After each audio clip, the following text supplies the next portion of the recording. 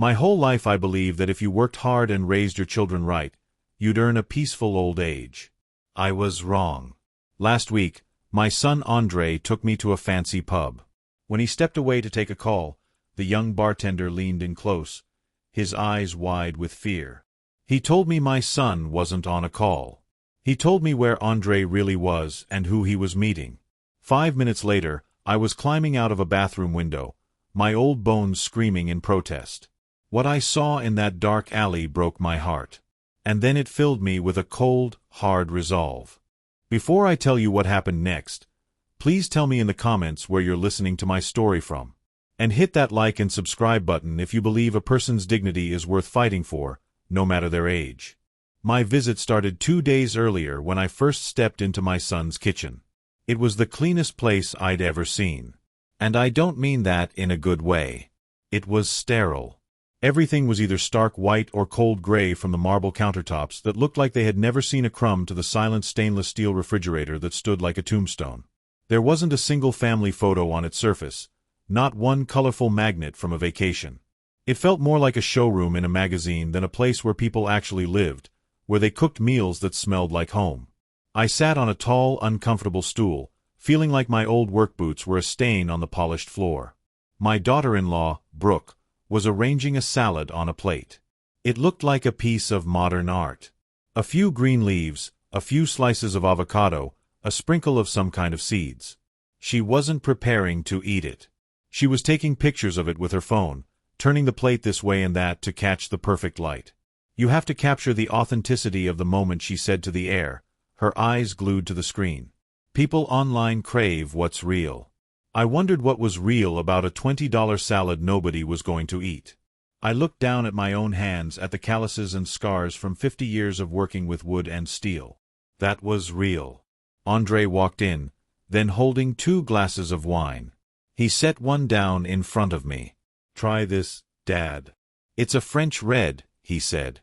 "Not like that cheap stuff you usually drink." I just gently pushed the glass away.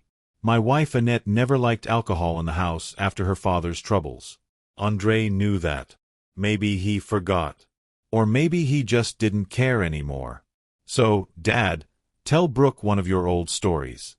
Maybe about the wood shop." I began telling the real story, how I'd built it from scrap lumber because we couldn't afford new wood. I told her about the storm that nearly tore the roof off and how Annette and I stayed up all night with buckets and tarps, saving it together. Those weren't just stories. They were the roots of our family. "And my old friend Henderson," I added. "He loaned me $500 with nothing but a handshake." Andre cut in, laughing a little too loudly. "What Dad means is, he presented a solid business plan and secured initial funding from an angel investor who believed in his vision." He turned to Brooke with a grin. "My dad can be too humble sometimes." I went quiet. He wasn't rephrasing my words. He was rewriting my past, polishing away the struggle and turning my life into something shiny enough to fit his world. "I'm glad you sold the place," Andre went on. "It was a burden. Now you can relax and enjoy retirement." A burden. He called the shop, my wife's legacy, the place built with our sweat and laughter, a burden. My chest tightened. I looked at my son, trying to see the boy who used to run around the shop covered in sawdust, laughing as he pretended to build things beside me. But he was gone. In his place sat a man who spoke in the language of money and image, a language I no longer understood. After dinner, Brooke went upstairs for what she called her evening meditation. Andre stayed behind, placing a thick stack of papers on the table. The sharp smell of printer ink filled the room. "What's this?" I asked. "Just some investment paperwork," he said smoothly. "My advisor has a great portfolio for retirees. 0 risk, steady returns. You'll be set for life, Dad." He pulled out an expensive pen and flipped to the last page, tapping a blank line beside my printed name. "You just need to sign right here. I'll handle the rest." I glanced at the stack, 30 pages, maybe more, dense with fine print and terms I didn't know. "Let me read it first," I said, reaching for the papers. A flicker of irritation crossed his face, his smile fading. "Dad, you don't need to. It's complicated." I've read it already. It's good for you. His voice was calm, too calm. Son, I said, steady and quiet. I haven't signed a single thing without reading it first. The air between us changed. The silence wasn't awkward anymore. It was heavy. Andre leaned back, watching me, his jaw tightening. I could almost see the boy he once was, the one who looked to me for guidance. Now he looked at me like an obstacle standing in his way. I studied the man my son had become, polished, impatient, hungry for something he couldn't name. Maybe it was money. Maybe it was control. Or maybe he just didn't want to remember where he came from. I wanted to believe there was still some goodness left in him, some trace of the kid who used to hold my hand when we crossed the street. But as I looked into his cold, practiced smile, I realized something painful. Somewhere between chasing success and burying the past, I had lost my son, and I didn't even notice when it happened. It was heavy. I could feel the tension in the air, his impatience radiating like heat, frustration rolling off him in silent waves. He was hiding something, I was sure of it. A man who's truly honest never rushes. He let out a long, weary sigh and said, "Fine," standing up sharply. "But don't take too long. Good chances don't stick around forever." Then he turned and walked out, leaving me alone with a stack of papers and a cold dread slowly taking root deep in my gut. To ease the tension, at least that's what he said, Andre took me to a pub nearby. But it wasn't the kind of pub I remembered, not like the old ones where sawdust covered the floor and the bartender greeted you by name. This place was dark, filled with soft music that pulsed like a slow heartbeat. The air carried the scent of expensive perfume mixed with whiskey that probably cost more per glass than I earned in a day. Young people filled the room, dressed sharply, their faces glowing in the blue light of their phones. They didn't laugh out loud like we used to. They murmured quietly, their voices threading together like secrets, talking about stock prices, new cars, and weekend trips I could hardly picture. I felt like a ghost from another time, a faded black and white photograph trapped in a world bursting with digital color. I watched a young man, about the same age Andre had been when he went to college, show off the shiny watch on his wrist. That watch probably cost more than the down payment on my first home, the house where I raised the boy now sitting awkwardly beside me. Andre ordered me some kind of cranberry drink with a green sprig floating on top. He didn't bother asking what I wanted. He just assumed. His eyes kept flicking down at his phone, thumbs sliding nervously across the screen. He was here physically, but not really. His mind was somewhere far away. After 5 long minutes of quiet, his phone buzzed. He looked at it with an expression that almost looked like relief, one that stung a little to see. "Ah, shoot," he said, standing up quickly. "It's work. A major client from overseas. I have to take this, it's important." He didn't wait for me to say a word. He gave my shoulder a brief squeeze, his hand cold and distracted, before heading toward the door. "I'll be right back," he called over his shoulder. But I already knew he wouldn't. So there I was, sitting alone at the polished bar, an old man in a worn flannel shirt, surrounded by people and a world that didn't include me. The fancy drink tasted bitter, like regret. I sat there for what felt like forever, watching the ice melt in my glass while the soft thrum of music and the hush of conversations faded into a distant hum. Then I sensed someone beside me. Turning, I saw the bartender. He looked about 25, with sharp, alert eyes and a steady way of moving. He was wiping down the counter, though his attention wasn't really on it, it was on me. He'd been glancing my way since I sat down.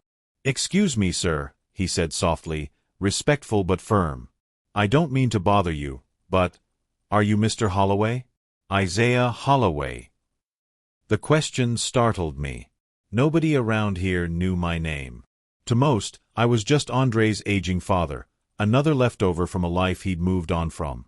"I am," I replied cautiously. "How do you know me?" The young man set his cloth aside and leaned in slightly. The polished, practiced smile he gave other customers disappeared.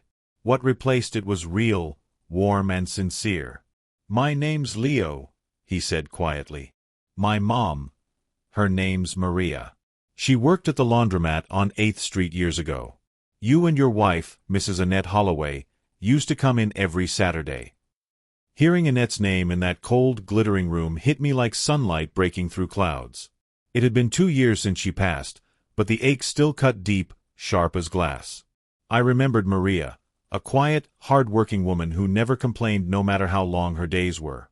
"I remember your mother," I said, my voice softening. "She was a good woman. How is she doing now?" Leo's lips lifted into a genuine smile, one that reached his eyes. "She's doing well. She's retired now, actually. She still talks about Mrs. Holloway all the time." His expression changed then, growing thoughtful.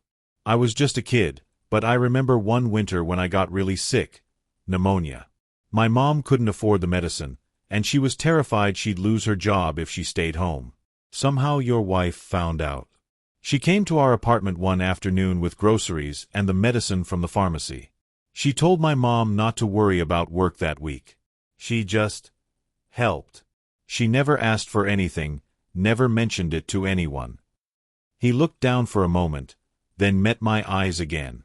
"My mother never forgot that. And neither did I, Mrs. Holloway. She was one of the good ones."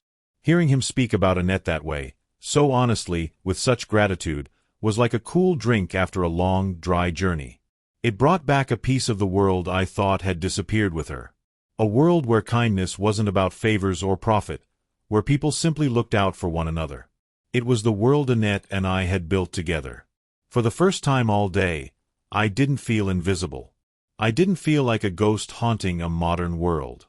I felt like myself again, Isaiah Holloway, husband to Annette, the woman whose kindness still rippled quietly through other lives. But as I sat there, soaking in that warmth, I noticed something change in Leo. His friendly expression faded, replaced by a sharp, uneasy alertness. His eyes darted over his shoulder as though checking for someone. The easy rhythm of his movements stiffened. The casual polish of a glass became deliberate, careful. His movements suddenly turned clipped and deliberate. He set the glass down with a soft click that echoed like a gunshot in the quiet space hanging between us. Then he did something that caught me completely off guard. He reached across the bar and gripped my forearm.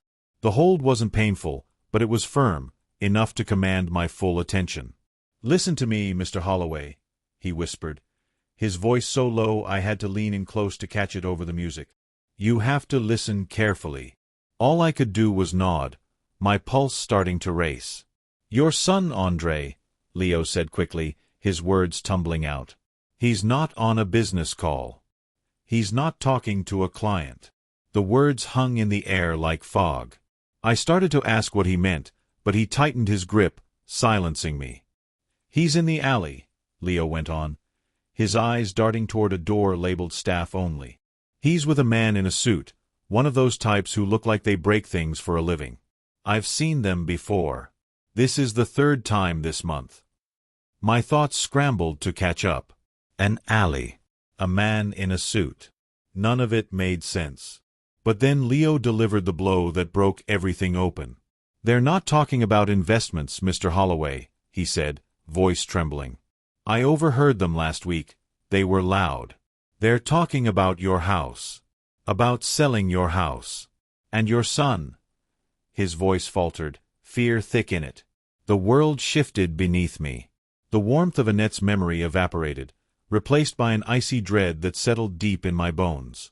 The paperwork, Andre's insistence, his irritation when I wanted to read before signing, it all snapped into place like pieces of a cruel puzzle.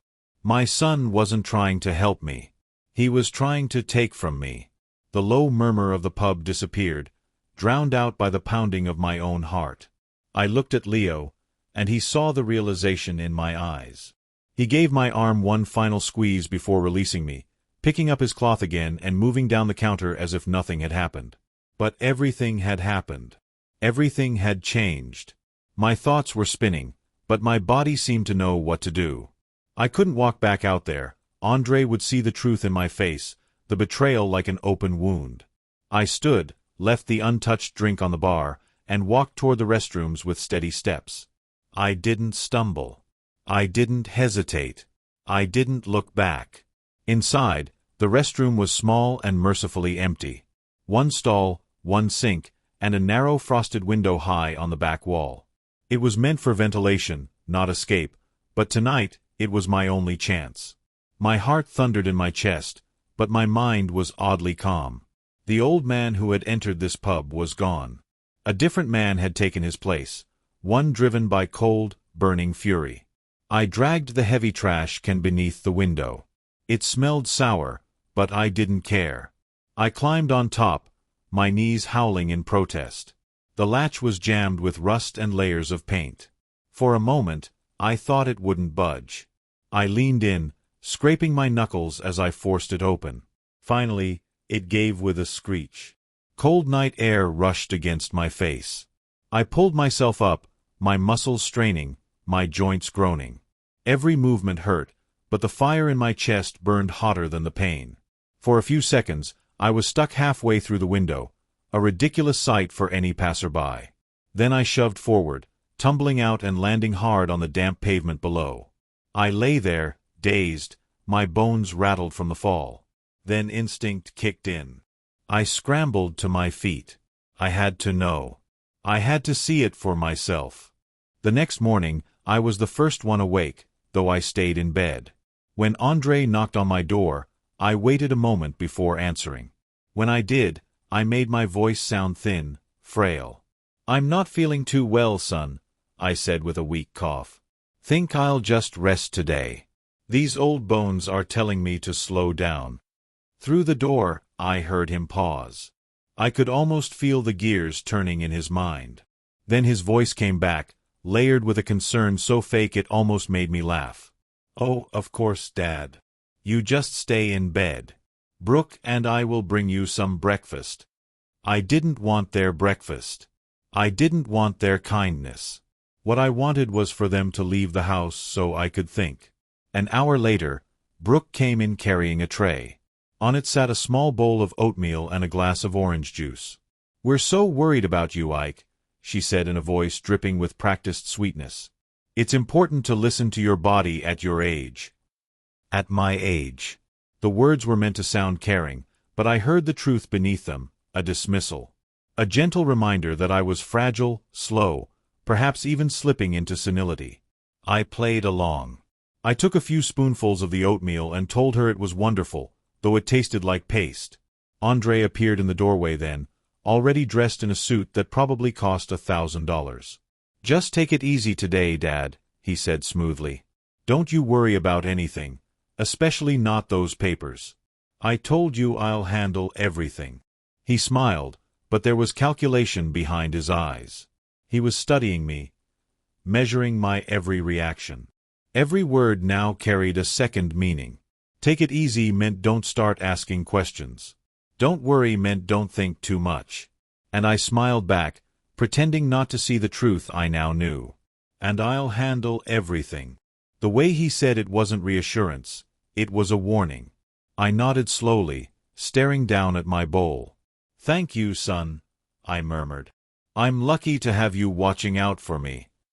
The lie tasted bitter, but I forced it down. I had no choice. It was the only way I could uncover how deep this betrayal went. The moment I heard the front door click shut, the act dropped. I wasn't the frail old man anymore. I was a hunter, and my prey had just walked out of the house. My hands trembled, but my thoughts were razor clear. There was only one person I could trust. I dug out my old tablet, the one André had given me for Christmas 2 years back, saying it would keep me connected. I barely used it, but I knew how to make a call. I scrolled through my contacts until I found her number and pressed it. The line rang twice before a familiar voice answered. Strong, sharp, and all business. "Imani Vance speaking." "Imani," I said, my voice raspy. "It's Ike. Ike Holloway." There was a pause, then warmth replaced her professional tone. "Ike, good Lord, it's been ages. How are you holding up, old man?" We hadn't spoken since Annette's funeral. Imani had been her closest friend. They'd met decades ago, 2 fiery women building community programs in our neighborhood. Imani had become a lawyer, one of the best, but she never forgot her roots. "I'm hanging in there," I said. "But I need your help." It's about Andre. The compassion in her tone vanished, replaced by a focused edge. What's he done? I took a breath. He wants me to sign some papers. Calls them investment documents. Says they'll secure my retirement. I looked at the thick stack on my nightstand. They felt like a coiled snake, waiting to strike. But he's in a rush, Imani. A real rush. And something doesn't feel right.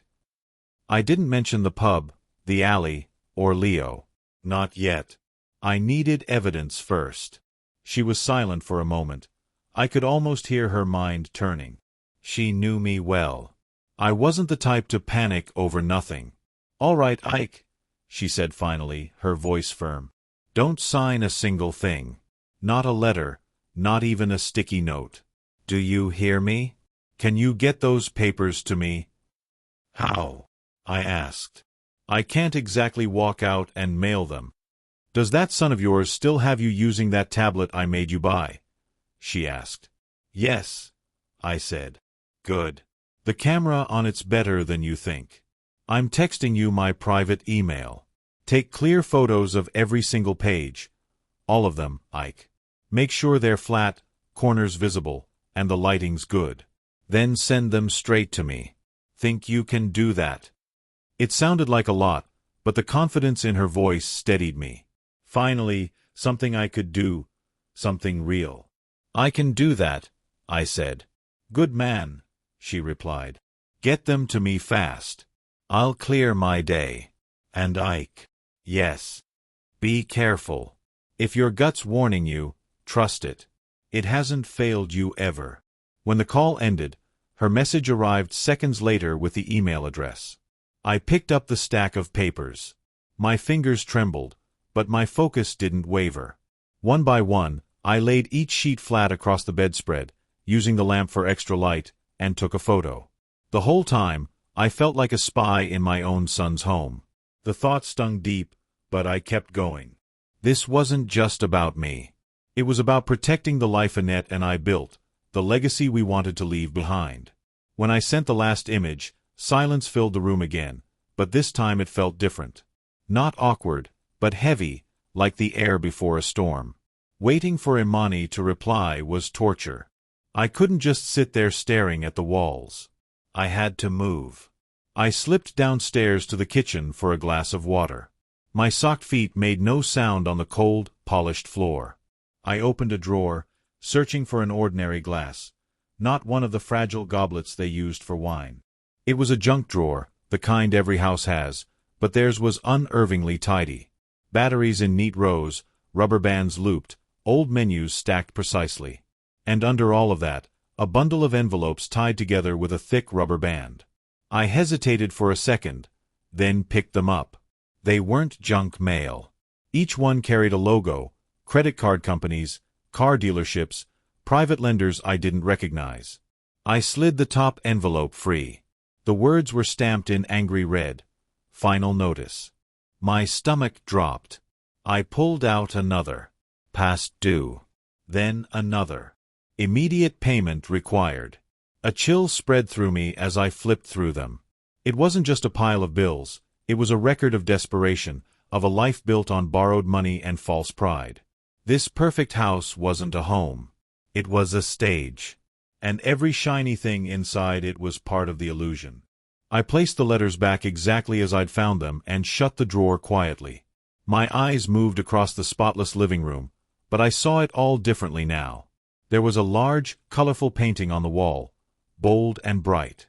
From a distance, it looked impressive. But as I stepped closer, I realized it wasn't a painting at all. It was a print, the kind you order online, stretched over cheap canvas to mimic art. The more I looked, the clearer it became. Everything around me, the furniture, the decorations, even the smell of the air, was pretending to be something it wasn't. And I couldn't help thinking, maybe that's what my son had become too. There was no texture, no soul, no trace of life in it. I drifted toward the bookshelf where Brooke kept one of her expensive handbags proudly on display, like it belonged in a gallery instead of a home. I reached out and lifted it gently. My entire life had been spent working with my hands. I knew the feel of real craftsmanship, the grain of good wood, the weight and scent of genuine leather. This wasn't that. It felt thin, slick, and lifeless beneath my fingers. It was plastic pretending to be leather, an imitation designed to impress strangers who didn't know the difference. My eyes moved to Andre's prized watch sitting neatly on his desk in the office corner. I picked it up. It was far too light, empty, hollow, like a toy made to look expensive. Everything in that house was just like that. Polished, perfect, and completely fake. From the paintings on the walls to the luxury trinkets on their wrists, it was all a carefully crafted illusion. My son wasn't simply struggling. He was drowning. And he and his wife were trying to keep themselves afloat by pulling me, and my home, the only honest thing we had left, down with them. That was when my tablet vibrated on the counter. The name flashing on the screen made my pulse leap. It was Imani. The waiting was over. The answers were coming. I grabbed the tablet before it could ring again. My reflection stared back at me for a moment, a weary old man with fear carved deep into his eyes. I swiped the screen. "Ike," she said, her tone flat and clipped. All the warmth from our earlier call had vanished. What replaced it was cold and heavy, like iron. "I've read every page, Ike. Twice." I held my breath. I could hear papers shifting faintly in the background. "Your son is lying to you," she said. There was no pity in her voice, only truth, raw and unforgiving. "These aren't investment papers. There's no retirement fund. No safety plan. Nothing to secure your future. It's a complete fabrication." The words hit me like a hammer. The floor seemed to tilt beneath my feet. I clutched the counter to stay upright. "What are they, then?" I managed to ask. "It's a quitclaim deed," she said slowly, each word landing with the weight of judgment. "Do you know what that means?" I shook my head even though she couldn't see me. "No, it means," she continued, "that you'd be signing away your property, your house, the one you and Annette built with your bare hands, to Andre for the grand sum of $1. It's hidden on page 17, written in dense legal jargon designed to confuse. It's not business, Ike. It's theft disguised as paperwork." I couldn't speak. My throat tightened painfully. My lungs burned for air. My house. Annette's roses in the garden. The porch swing where we watched sunsets together. The walls that had carried every laugh, every tear. He wanted to take it all. "Once you sign," Imani's voice broke through my shock, "it's over. It's legally binding. You'd be handing him everything. Your home, your savings, your security. He could evict you the very next day, and I couldn't stop him. He isn't protecting your future, Ike. He's erasing it, for his own survival." I sank onto one of the cold stools. The elegant, sterile kitchen seemed to blur around me. My mind raced backward, Andre as a little boy, crying after falling off his bike. His smile when he graduated college. The pride, the hope, the sleepless nights Annette and I endured to give him a better life. And this was what he'd become. Imani's voice continued, calm but fierce, explaining legal options, possible steps we could take. But I barely heard her. My attention had fallen to my reflection in the tablet's dark glass. The man staring back at me was no longer frightened. His eyes had changed. They were hard now, unflinching. That evening, when Andre and Brooke returned home, the war began. It wasn't loud or violent. It started quietly, with little manipulations designed to make me question my own mind. I was in the living room, pretending to read, when Andre appeared. "Hey, Dad," he said lightly. "Just wanted to let you know I put your keys in the ceramic bowl by the door. That way, you'll always know where they are. Don't want you misplacing them." I blinked. My keys had been right beside me on the table, where I'd left them for years. He'd moved them on purpose. Such a small gesture, but the message was unmistakable. I control this space. You don't. The next morning, they raised the stakes. Over breakfast, I casually mentioned needing to call my old neighbor George to check on his wife. Brooke exchanged a quick look with Andre, her expression perfectly rehearsed. "Ike, sweetheart," she said softly, her voice dripping with performative concern. "Don't you remember what Andre told you yesterday? George's wife passed away 6 months ago. We were worried about how you'd handle it." I stared at them, stunned. "That's not true," I said. "I spoke to George just last week. His wife Martha is fine. She just won second place in the local baking contest." They looked at me with such pity it made my skin crawl. Eyes wide, voices gentle, as though they were comforting a man who'd lost his grip on reality. For a brief second, a flicker of doubt crossed my mind. Had I imagined that phone call? The thought was absurd, but their certainty was disorienting. This wasn't a misunderstanding. It was strategy. A slow, psychological game meant to break me down piece by piece, to make me question everything I knew to be true. And as I looked at their calm, deceitful faces across the table, one thought rooted deep within me. They believed the old man sitting before them was weak. But they had no idea what kind of storm they were about to face. I caught a flicker of triumph in Andre's eyes before he quickly hid it behind a soft sigh. "It's okay, Dad," he said, patting my hand gently. "Memory gets tricky sometimes. We're here for you." They were trying to trap me, building a cage around my mind, and the bars were made for my own self-doubt. That was how it began. My reading glasses would disappear from the nightstand only to reappear inside the refrigerator. My wallet would vanish from my jacket, and Brooke would, miraculously, find it in the sugar bowl. Each time, they'd exchange worried looks, their eyes full of fake sympathy, treating me like a child who couldn't be trusted with his own belongings. But the cruelest blow came from Brooke's phone. That evening, I noticed her typing furiously, a small, self-satisfied smile curving her lips. Hours later, my tablet buzzed with a notification. A friend from my old neighborhood had shared something from Brooke's public page.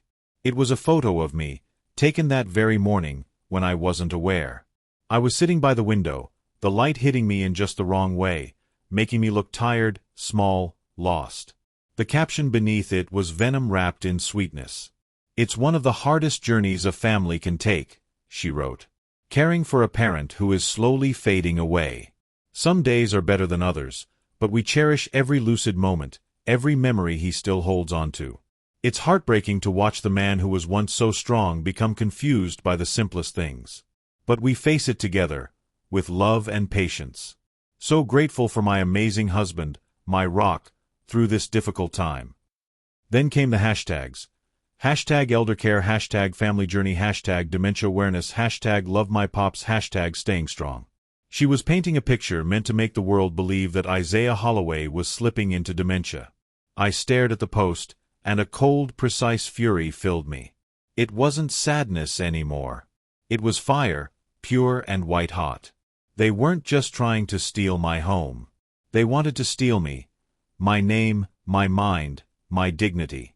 They wanted to erase me before I was even gone. I closed the tablet and looked across the room. They were sitting on the couch, smiling at the television, the picture of the perfect, caring family.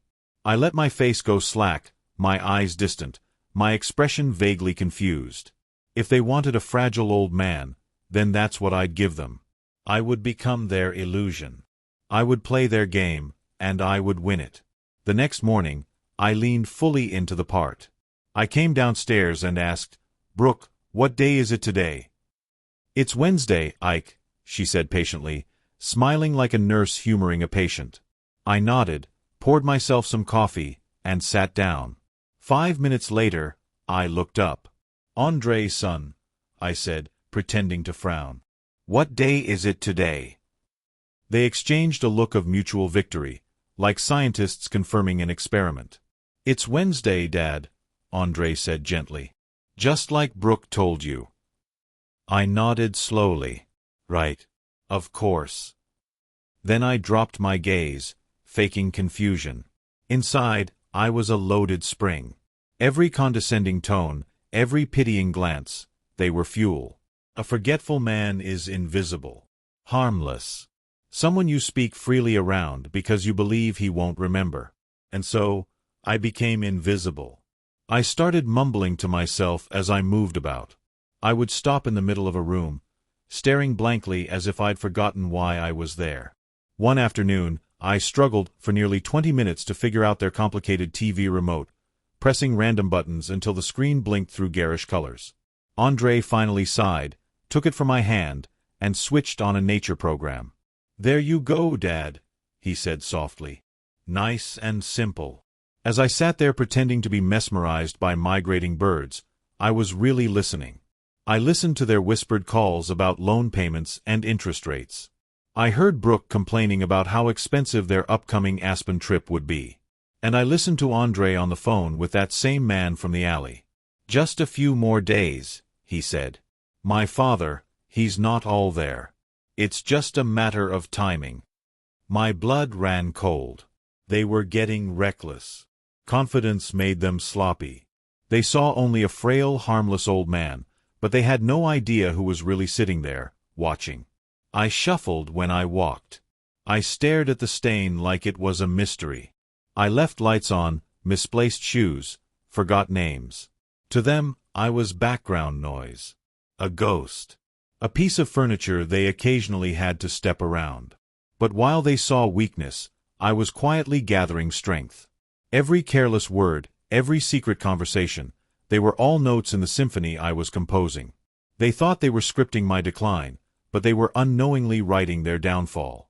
I was no longer just a victim. I was a participant, the fool in their cruel little play. And my performance was going to be flawless, so flawless it would lead them straight to the ending I had planned. The house always fell silent around midnight, but I would stay awake for hours, my mind refusing to rest. One night, I waited in the dark until I heard the faint click of their bedroom door and the steady hum of the air conditioner. I gave it another hour, just to be certain. Then I quietly slipped out of bed. The tablet sat on the nightstand, its blank screen reflecting my face. Tonight it was my lifeline, my weapon. I crept into the guest bathroom and eased the door shut behind me. The only light came from the faint blue glow as the screen lit up. I didn't know the man's name from the alley, but I knew where to start. I typed Andre's name with the title of his firm. The first result was their company website, slick, expensive, and false. It was filled with smiling faces, photos of Andre in sharp suits, glowing client testimonials, and promises of security and freedom. It was all a lie. I opened another tab and added words that had haunted me: debt, lawsuit, complaint, loss. For a long while, nothing. Just more praise, interviews, and awards. His digital mask was perfect. But I was patient. I had spent 50 years learning how to find a weak point in solid wood. I could find one here too. I kept searching until, buried deep, I found it, a link to a forgotten investor forum. The post was 2 years old, titled "Warning About Holloway Financial Group." My heart began to pound. I clicked. The writer, a retired teacher, said he had lost his entire pension in a high-risk tech fund Andre's firm had pushed. He called Andre a smooth-talking salesman who preyed on older clients. The post ended with a simple line: "Has anyone else been burned by this guy?" Beneath it were dozens of replies. A widow who lost her husband's insurance. A young couple who'd lost their house deposit. Story after story. Different names, same ruin. I searched the fund's name. Dozens of results appeared, articles about its collapse, lawsuits, accusations of mismanagement. This wasn't a mistake. It was devastation. In one thread, a user described what followed. Lenders began offering rescue loans to those who'd lost everything. One name appeared again and again: Apex Holdings. I searched it. This site wasn't glossy. It was bare, sterile, menacing. The Our Team page showed him, the man from the alley. His name: Silas Thorne. His eyes were flat, predatory. I had found him. I opened one last tab and typed Andre Holloway plus Silas Thorne. And everything collapsed. Public records appeared, liens against Andre's assets, high-interest loans with impossible penalties. Long strings of zeros filled the screen. The hole my son had dug was endless. Suddenly, it all made sense. The fake watch, the imitation handbag, the lifeless house. They weren't luxuries, they were camouflage. Andre and Brooke weren't living large, they were hiding. Silas Thorne wasn't a partner. He was a collector. And the price of my son's freedom, the collateral he'd offered, was my house. Annette's house. The home we had built with love, the only true thing we had left. The final piece locked into place. I shut off the tablet. Darkness swallowed the room. I sat on the tub's edge for a long time, motionless. The shock was gone. So was the grief. What remained was cold, sharp clarity. I knew exactly what I faced now. The chill from the porcelain crept into my bones, but I didn't feel it. My mind was building the truth like a map, each fragment snapping together. This wasn't just greed. It was fear. I saw Andre clearly now. Brilliant once, reckless always, chasing ambition too fast, gambling with other people's futures. He had believed he could outsmart the system until everything collapsed. And then the predator came. Silas Thorne didn't lend, he trapped. He offered salvation disguised as mercy. Loans that looked like lifelines but were really chains. Andre, terrified and ashamed, had taken one. He thought he could fix it before anyone noticed. But the noose had already tightened. The perfect cars, the sterile rooms, Brooke's shining social posts, none of it was success. It was theater. A desperate illusion to convince the world they were still winning. But I knew now. I had seen behind the curtain. In that small bathroom, the air thick with silence, I felt the fear burn away. What replaced it wasn't forgiveness, or even anger. It was resolve. The tablet rested on the sink, its screen gone dark again. My reflection stared back. Older, yes, but no longer helpless. For the first time in months, my thoughts were steady, deliberate. Andre had tried to bury me beneath his lies, but he had forgotten something. He had forgotten who raised him. I wasn't some frail man clinging to memories. I was the man who had built a house with his bare hands, who had survived layoffs, storms, and loss. And now, I would survive this too. Because while he was busy crafting illusions, I was gathering truth. And truth, once uncovered, can't be buried again. I sat there until the tablet's glow faded completely, until the room turned black and still. The cold air bit at my skin, but I didn't move. I replayed every clue, every whisper, every piece of the puzzle that had brought me here. Andre's downfall wasn't inevitable. It was earned. His arrogance had led him to Silas Thorne, and his fear had chained him there. And the same pride that once made me admire him would now destroy him. When I finally rose, the floor felt solid beneath my feet. The fear that had haunted me since the pub was gone. It wasn't a story of a greedy son trying to cheat his old father. It was uglier than that. Silas Thorne. He didn't just offer loans. He offered a lifeline that was secretly a noose. My son, terrified and ashamed, grabbed it. He made a deal with a devil to hide his failure.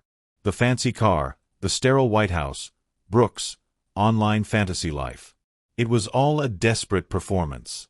And my house, my solid fully paid-for house, had become a ransom. It was the offering to keep the shark from devouring them whole. That understanding didn't bring forgiveness. But it shifted the shape of my fury. I was no longer only fighting his greed. I was standing against his weakness, his fear, the moral decay that had taken root when he decided to sacrifice his own father to save himself from the fallout of his actions. He was cornered, and cornered creatures lash out the hardest. The first hint of dawn painted the window a dull gray when I called Amani again. She picked up on the first ring, her tone sharp, as though she had been expecting the call. "Ike, what is it?" "I know why he's doing it, Amani," I whispered. "It's worse than we imagined. It isn't just greed." For 10 minutes I laid everything bare, the collapsed tech fund, the ruined investors, Apex Holdings, Silas Thorne, the mountain of debt. I told her about the counterfeit watch and the pile of final notices buried in the junk drawer. I described the desperate, hollow world my son had built for himself. She didn't interrupt once. When I finally stopped talking, all I heard was her calm, steady breathing. "So he's not just a liar," she said at last, her tone cold. "He's a cornered animal. That's far more dangerous. What are our options?" "Legally, "We've got him dead to rights," she explained. "What he's doing is classified as elder financial abuse. With that quitclaim deed and the record of his debts, we can file a solid criminal case for fraud. He could end up in prison, a long time in prison." The word hit me like a blow to the chest. Even with all the anger, all the betrayal, imagining my only son behind bars was agony I couldn't stand. He had shattered my trust, yes, but he was still my blood. Still Annette's boy. "No," I said, the word escaping before I could think. "No prison. I can't do that to him. There has to be another way. Something that stops him, saves the house, without destroying what's left of him." A heavy silence followed. I could almost hear Amani weighing her next move like pieces on a legal chessboard. "If we don't use the threat of charges, Ike, our leverage is slim," she said softly. "He's got the emotional cards. He's your son." Her words closed the path ahead, and for a heartbeat despair washed over me. Then a memory pushed through the haze of anger and exhaustion.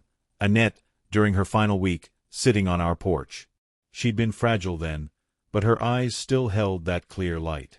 She took my hand and whispered, "Ike, if Andre ever gets into real trouble, the kind he's too proud to admit, there's something you should know. Under our old bed, the one we bought when we married, there's a tin box with my grandmother's recipes. But there's something else inside too. My fail-safe." At the time, I had dismissed it as the wandering thought of a sick woman. A fail-safe. I hadn't given it a second thought, until now. "Amani," I said, my voice suddenly alive. "Annette told me something before she passed, about a tin box under our bed." I explained everything she'd said. I didn't know what it meant, but it was a loose thread, and right now, it was the only thread I had to pull.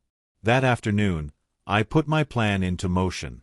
I shuffled from my room and found Andre in his office, eyes fixed on his computer screen. I leaned against the doorway, deliberately letting myself appear a bit frail. "Son," I said softly, wistfully, "I've been thinking about your mother." He turned, his practiced professional face melting into cautious concern. "What about her, Dad?" "There are some of her old things," I said, staring into the distance. "Her photo albums, that little music box I gave her for our first anniversary. They're still at the house. I need to see them again. To hold them." I let my voice crack just enough. I watched him carefully. The calculation flickered in his eyes. He thought it was sentimentality, a weakness, another sign of decline. An opening. "Of course, Dad," he said smoothly, voice like honey. "We can go tomorrow." "No," I replied too fast, then softened my tone. "No, son. I feel like I need to go now. Please.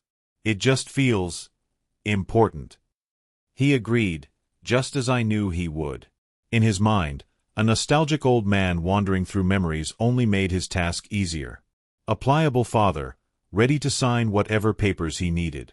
The drive to my old neighborhood was silent except for the soft hum of the car and the low jazz Andre played, the kind of background music nobody actually listens to. I stared out the window, watching the city blur into the past. Every streetlight flickered across his face, carving shadows that made him look both older and younger than I remembered. Maybe he thought this was his redemption. Maybe he thought it was mercy. I didn't correct him. Let him think what he wanted. By the time we turned onto the familiar street, the air inside the car had grown heavy with everything left unsaid. The house stood waiting, quiet, patient, unchanged by all our failures. And I realized then that what lay ahead wasn't just about saving walls and a roof. It was about saving whatever piece of my son's soul could still be reached. I gazed out the window as the glittering high-rises and sleek cafes of Andre's world slowly gave way to the old brick houses and towering oak trees of mine. "It's changed a lot, hasn't it?" Andre said, breaking the silence. "All these old places are being bought up. Property values are through the roof now. You were smart to hold on to your place so long, Dad." I nodded quietly. He thought he was talking about real estate, but I heard what he truly meant. You were smart to hold on to it for me. "Your mother loved this street," I said softly, not looking at him. "She knew every neighbor, every stray cat that wandered by.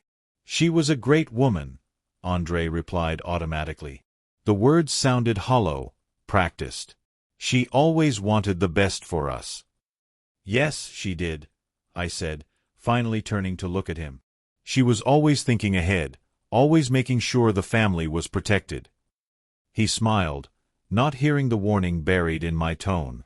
He thought I was lost in nostalgia. He didn't realize I was speaking about his future. When André unlocked the front door, the air that met me was like stepping back into a memory. It carried the scent of old wood, dust motes twirling in the sunlight, and the faint trace of Annette's lemon furniture polish. It was the scent of my life. It was the smell of home.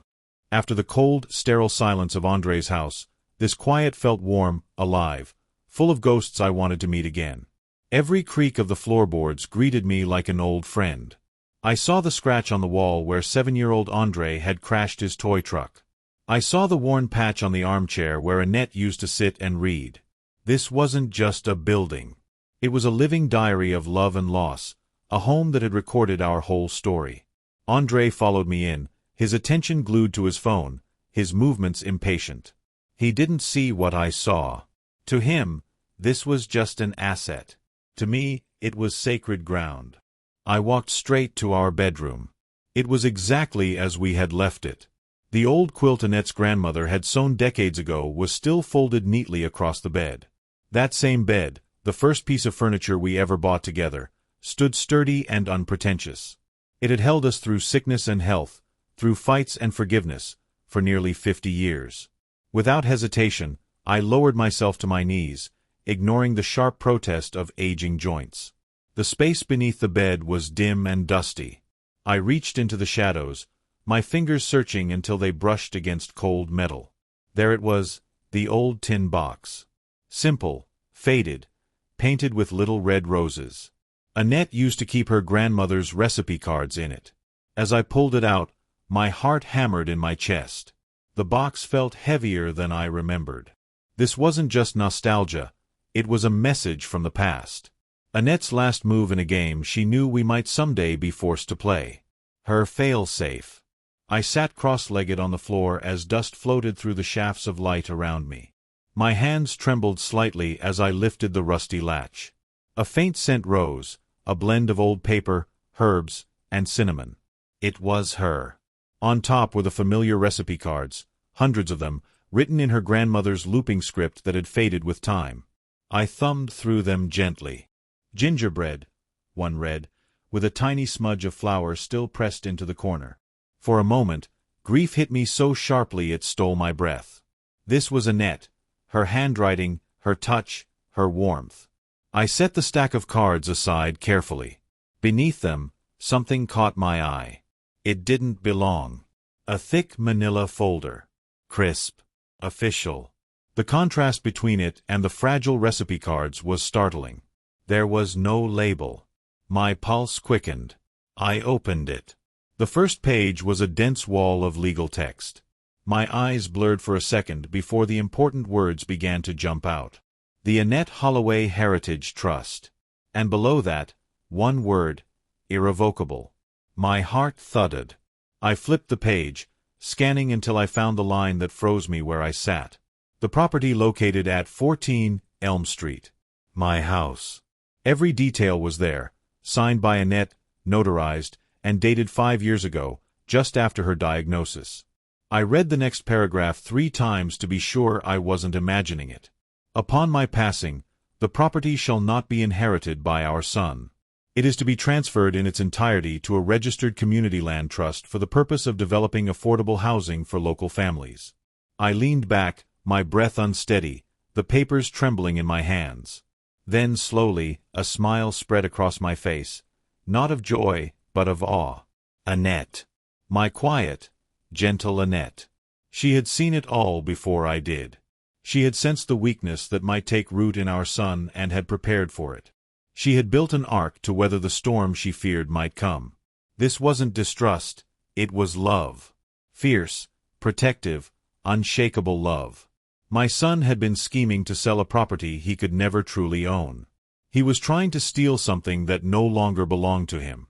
He had been trying to rob a ghost.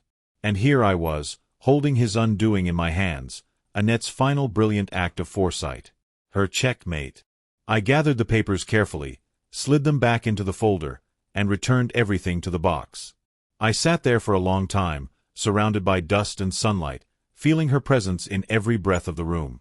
The woman I had loved for half a century had protected me even in death. When I finally rose to my feet, my knees ached, but my heart felt steady. I placed the tin box back beneath the bed, exactly where it had been, and closed the door behind me. When I returned to André's house, I was carrying a dusty photo album and Annette's little music box.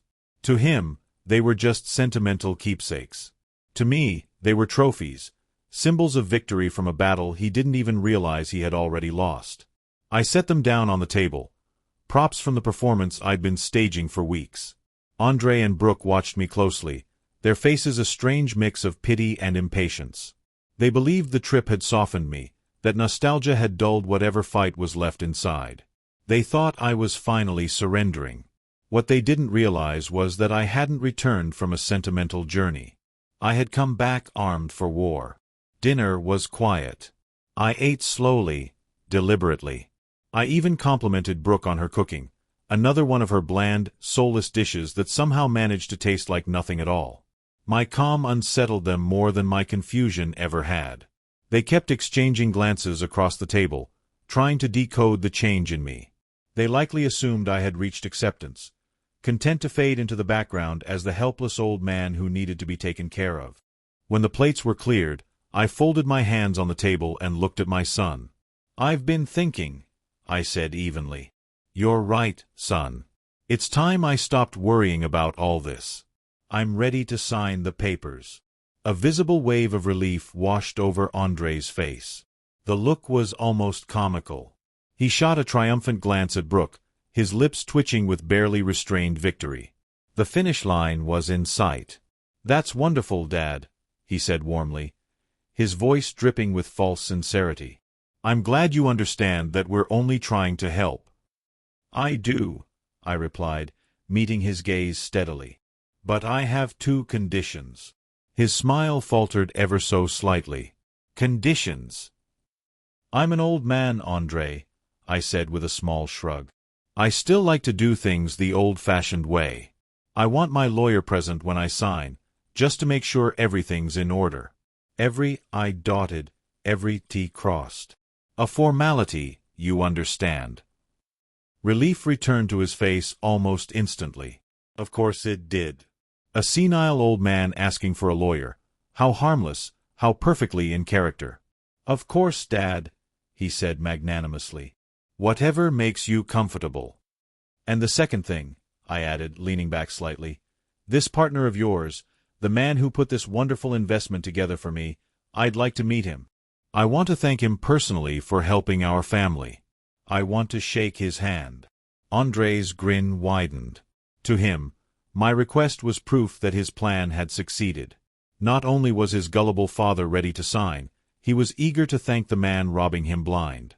Pride and arrogance gleamed on his face. He thought he was walking his victory lap. He didn't notice the trap snapping shut beneath his feet.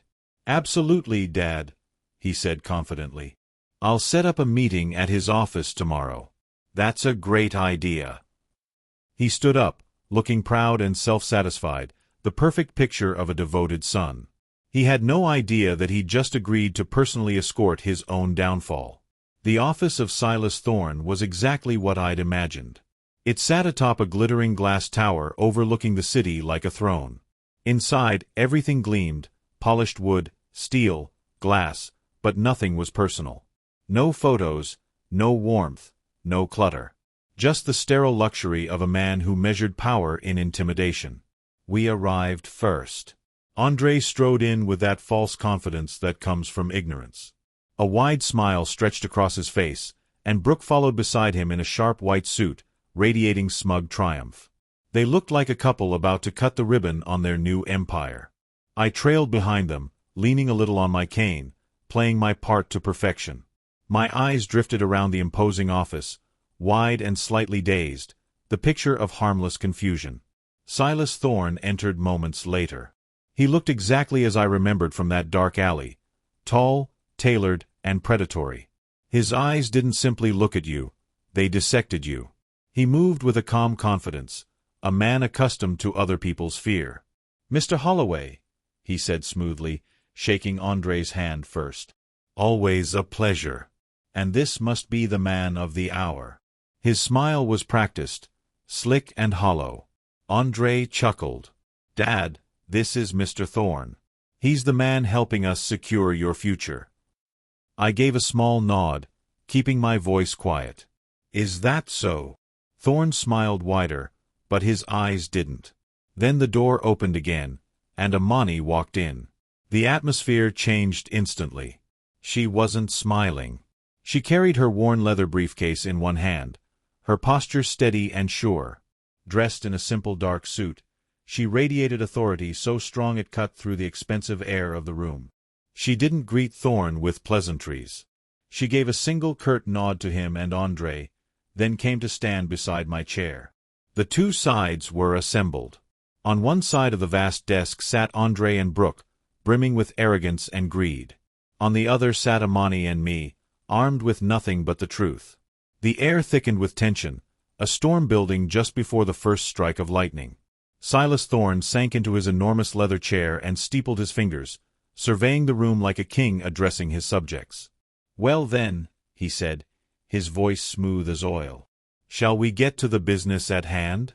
We have before us a simple quitclaim deed, a minor formality to transfer Mr. Holloway's primary residence into his son's care for asset management purposes." He gestured lazily toward the folder before him. "Andre, if you'd be so kind as to pass the documents to your father."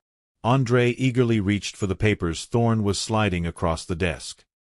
His hand hovered inches from them, and then stopped, because Amani's hand came down on the folder with quiet, decisive force. "That won't be necessary," she said. Her voice wasn't raised, yet it sliced through the room like a blade. Andre froze, his fingers suspended midair. Brooke's perfect smile faltered, confusion flashing in her eyes. Thorne raised an eyebrow, his practiced charm momentarily cracking. "I'm sorry," he said, his tone edged with surprise. "What's this about?" Amani ignored him completely. She unlatched her worn briefcase, pulled out a single manila folder, and placed it neatly on the desk. The dull thud of paper against wood echoed like a gunshot. It was the folder, the one from Annette's tin box. "We seem to have a misunderstanding," she said coolly, her eyes locked on Andre. "About who actually owns the property in question." The silence that followed was electric. You could almost hear the gears in Andre's head grinding as the realization began to dawn. He blinked rapidly, his mouth parting, the first thread of panic pulling at his carefully crafted expression. Brooke's painted calm dissolved into something close to dread. Silas Thorne's polite mask slipped an inch, revealing the predator beneath. I didn't speak. I didn't need to. The truth had just entered the room, and for the first time in weeks, I allowed myself to breathe. The storm had broken. She buried her face in her trembling hands, her shoulders shaking uncontrollably. "It's all gone," she sobbed. "It's all ruined." When she finally looked up at Andre, there was no love left in her eyes, only rage, betrayal, and burning accusation. "You promised me," she screamed, her voice sharp enough to cut glass. "You told me everything was fine. You liar." The perfect image she had built, the polished fantasy of an ideal life, was burning to the ground right there in that sterile office. She wasn't crying as a woman, she was screaming as a collapsing brand, a persona catching fire. Watching it happen was pitiful and devastating in equal measure. Amid the chaos, I rose slowly to my feet. The cane I had leaned on all this time now felt less like support and more like a scepter. Every eye in the room turned toward me. The shouting, the sobbing, the fury, all of it stopped. I didn't look at Thorne. I didn't look at Brooke. I looked only at my son. Andre sat hunched in his chair, a hollow shell of the confident man he pretended to be. He couldn't even lift his eyes to meet mine. He stared at the gleaming floor as though it might offer some escape from what he'd done. "Your mother," I began softly, my voice calm but filling the room, "always believed in you, Andre. Even when you didn't believe in yourself." He didn't move. I took a slow step closer. She knew you had a good heart, I continued, but she also knew your pride, your fear of failure, could drag you down a dangerous road. She didn't create that trust to punish you. She made it to protect you. I stood over him, not as a victor gloating over defeat, but as a father standing in the ruins of what once was love. She knew this world, this empty chase for wealth and applause, could swallow you whole. She wanted to protect the family's name, its legacy. And that legacy isn't a house, or a bank account, or a pile of numbers on a screen. It's about integrity, Andre. It's about knowing the difference between what's real and what's only for show. Reaching into my pocket, I pulled out my old leather wallet. It was worn and creased from years of use. From inside, I took a single crumpled business card and placed it gently on the table before him. It was for the director of the Community Land Trust, the same organization that now owned our house. She left you a path back, I said quietly. A way to rebuild. You could go to them, offer to help, volunteer, work, build something real. Swing a hammer, dig a trench, lift something that matters. Not for money, not for applause, but for your soul. I paused, letting my words sink in. The choice is yours. I didn't need to threaten him. I didn't need to press charges or watch him in a courtroom. The world he had constructed was already his prison. I had simply handed him the key. Whether he chose to use it or not was his burden to carry. Without another word, I turned toward the door. Amani followed, her hand resting briefly on my shoulder, a quiet acknowledgement of what had been done. I didn't look back at the wreckage behind me, the broken son, the weeping wife, the ruined illusion. I just walked out of that cold glass tower and into the warmth of the afternoon sun. For the first time in years, I felt stillness, real peace. I hadn't destroyed my son. I had preserved my wife's final gift. I had defended my dignity. Order had been restored. And that kind of victory was worth more than any house or fortune could ever offer. This experience left me with one final lesson, a truth that Annette had been trying to teach all along.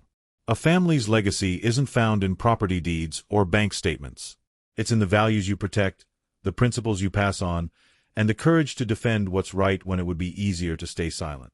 My son had been drowning in a sea of vanity, and in his desperation, he tried to pull me under. But I learned that sometimes the greatest act of love isn't shielding your children from their mistakes. It's forcing them to face the truth, no matter how painful. Because in the end, it's not money or possessions that keep a family alive. It's integrity. It's dignity. It's knowing what's real when everything else is just for show. Let me know in the comments where you have watched it from and if you liked my story. It inspires us to share more such stories with you.